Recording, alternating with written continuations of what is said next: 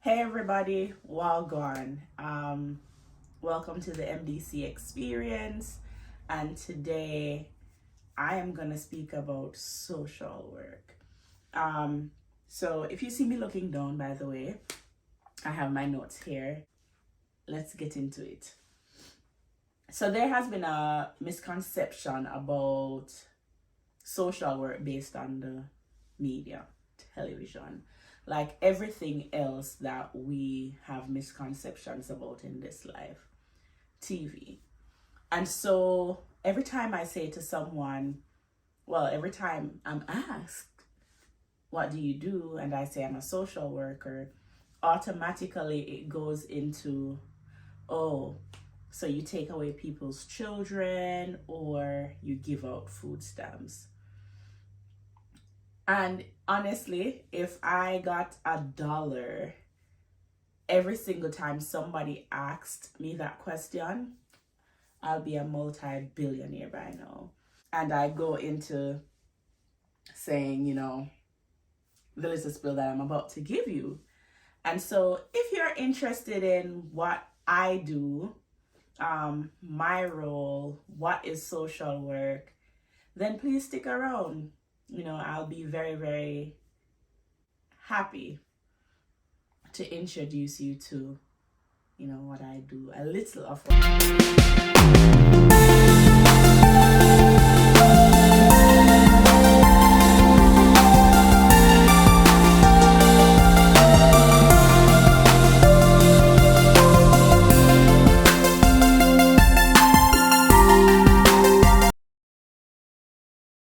So thank you for sticking with me. Now to answer the question, I'm going to provide you with a textbook definition of what social work is, and then I'll go into how I define social work to a layman or woman on the street. So, based on the NASW, which is the National Association of Social Work, they have a definition where they say social work is a professional activity of helping individuals, groups, or communities to enhance or restore their capacity for social functioning and to create societal conditions favorable to their goals. Right? And so since I've given you that textbook answer, I'm just going to go into how I usually answer that question. I'll say, well, social work, it's a profession that aims to enhance the social functioning or optimal functioning of clients. So clients are usually like vulnerable populations, and we use a person in environment, which we sometimes call PI approach, right? And so there are three aspects of that definition that I usually go into. I usually go into optimal functioning. What does optimal functioning mean? So as social workers, we want to ensure that the client is able to operate within whatever settings that they live in effectively, right?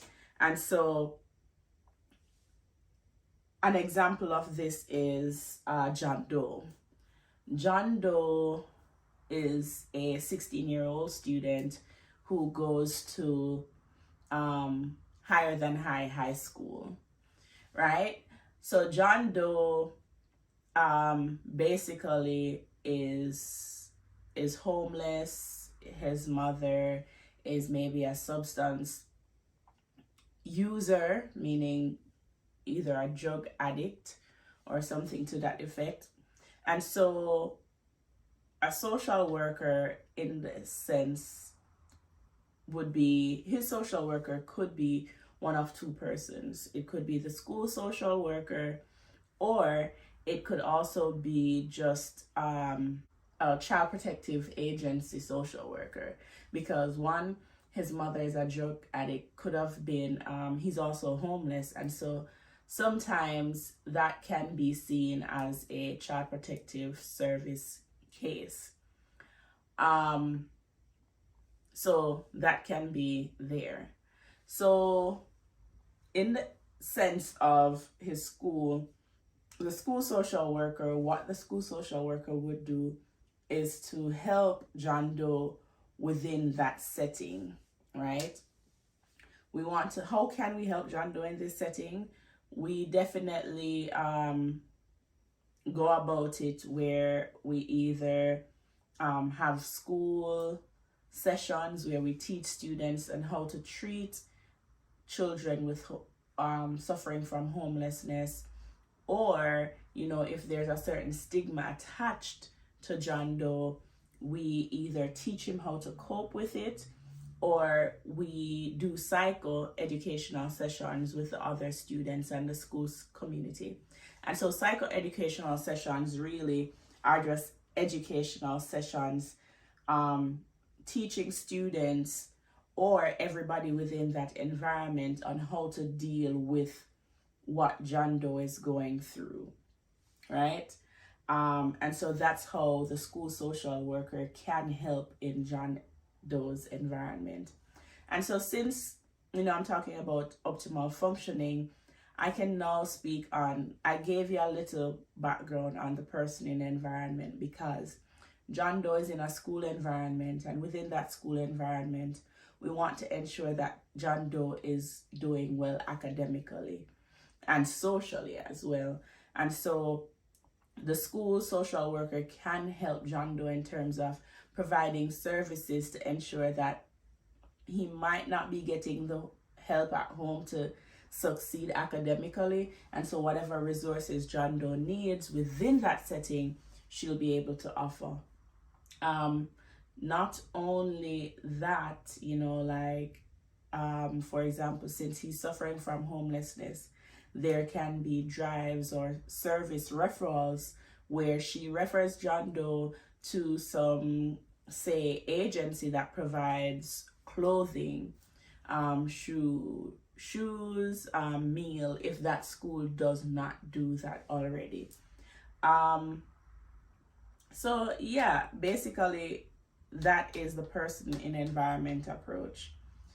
And it also focuses on, if it's not looking at the immediate environment and there can't be change within that environment, then definitely the social worker will work with John Doe to ensure that he learns some coping skills. So some coping skills, one of the most famous techniques used by social workers is the CBT approach. And that means the cognitive behavioral therapy, where you either help the client to function effectively by changing their perspective, their cognitive, their mind, their way of thinking about a situation, as well as behavior is also targeted as well, where once the thoughts change, behavior changes. So if we cannot, in the higher than high school, if we cannot provide John Doe with an environment that is suitable, we will also help John Doe reframe how things are within himself, teach him some coping skills. So that's that. So I've spoken about the person in environment, and I have also spoken about optimal functioning. Now, vulnerable populations. So vulnerable populations are, children, youth, women, elderly, persons with disabilities, stigmatized people, people with minority status. So you think of BIPOC, which is Black, Indigenous, or people of color. You think about LGBTQA, which is lesbians, gays, bisexuals, transgender, queer, and their allies, right? And so those are some of the things that you think about when you think about vulnerable populations. I might be missing some people, but please forgive me. I hope you get the gist of what I'm trying to explain. So now that we have the definitions, we're going to kind of go into the levels of social work. And officially there are 3 levels, but I am not going to go into the 3 levels today. I will definitely provide you with a link in the description box below to do further readings if you want to go into the official 3 levels. But what I will say is that there's usually emphasis on 2 levels.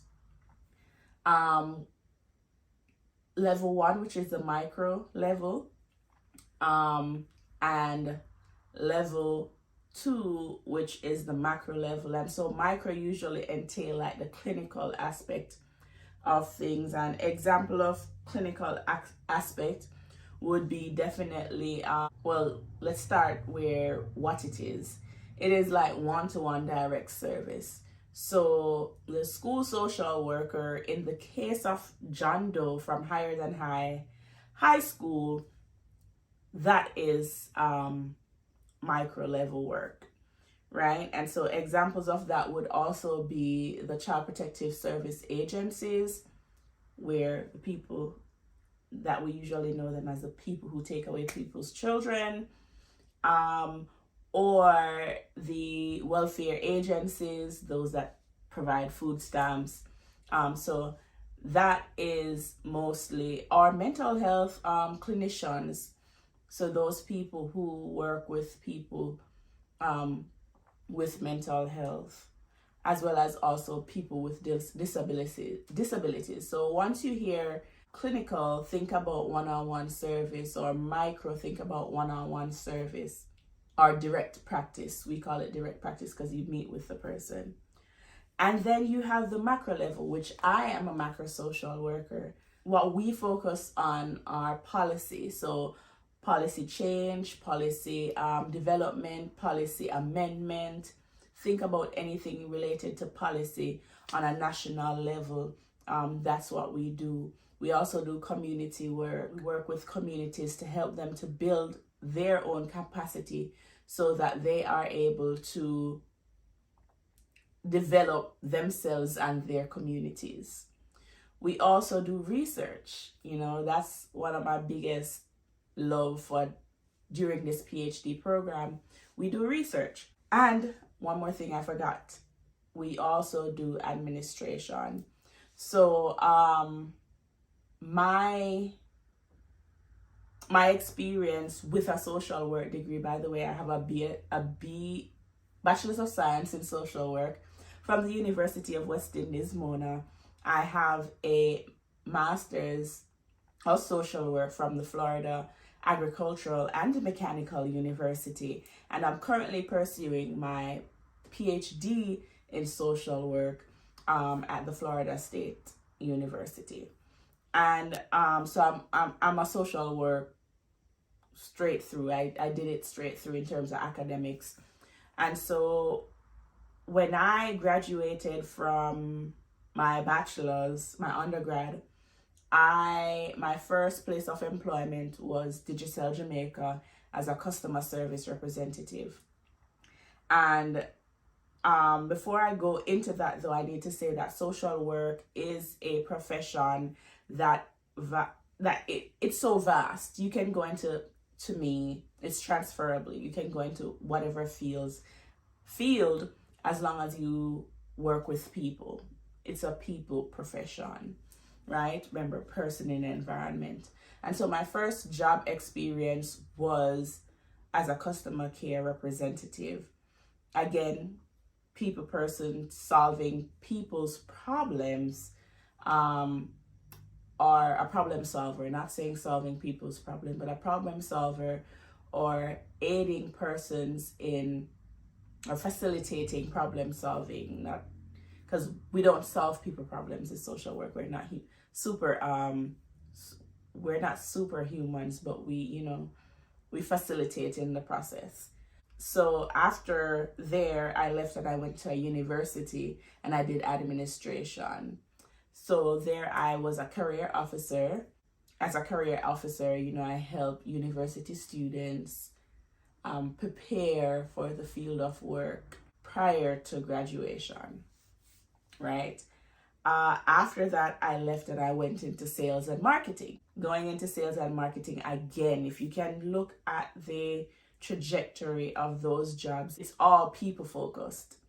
And so I went there and then I left and I came to the United States to do my master's. After my master's, I did again at a university with a federally funded grant, which is Educational Talent Search. And again, that's administrative with a little bit of direct practice. Mostly administrative, but I had one-on-one with students who were in the program. So it's a college readiness program. And so most of my career, I have been somewhat macro or administration focused, administrative focused. I can never seem to get that together. But most of my career has been there. And so I decided that, you know, going into the PhD program, I wanted to focus more on research. And that's my main goal.